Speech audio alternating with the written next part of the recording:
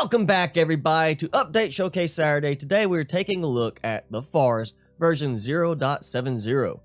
Now one of the first things listed in the new patch notes is that this update includes new recipes for the stew system. So your combination of items for stews has a greater effect on what bonuses you get. The examples they give are meat cooked with herbs but without water will give more fullness, but mushrooms with herbs cooked in water will give a health and energy boost, but only a small amount of fullness. So have fun experimenting with what you can combine together and see what they do with the new stews. This update also comes with improved controls for gamepads. They have also added rumble to several of the weapons, so just make sure you've turned X input on in your controller options and then restart the game to use this feature. They have improved the aiming for the control pads, as well as made some new changes to the book to better suit the controller usage. For hard survival mode, they have changed the fullness yields and meat decay duration back to normal values. They've also reduced the amount of birds and turtles significantly to match the lower spawn rate of other animals and added a new thirst penalty when eating dried meat. The devs also used this patch to focus on a lot of performance improvements.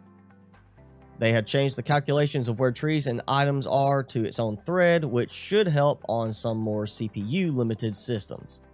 One aspect of this update I'm a little mixed on. There are now fewer throwable rocks in the world, and throwable rocks now require you to hold down the button for an extra second in order to pick them up. They of course did this to reduce how many times you were running around picking up rocks and accidentally pick up a throwable rock instead.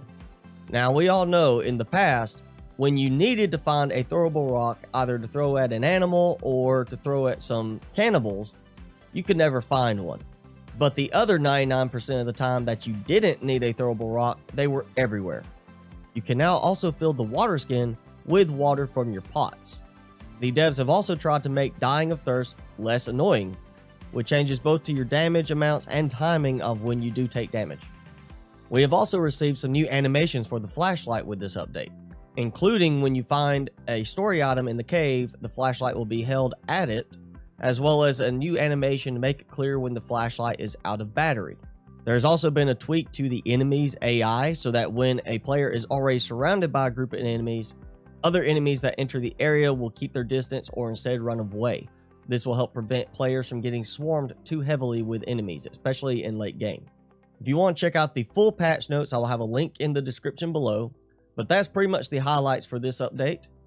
Well, thanks for watching everybody. If you enjoyed the video, be sure to hit that like button. Also make sure you hit subscribe and tick the notification bell if you haven't already done so to keep up with all my content during the week. Also leave me a comment below. Let me know what you think about the update changes, what you like, what you don't like. Love to hear from you guys. As always, I'm your host, Mr. Spicy. Thanks for watching, guys. I will see you in the next video.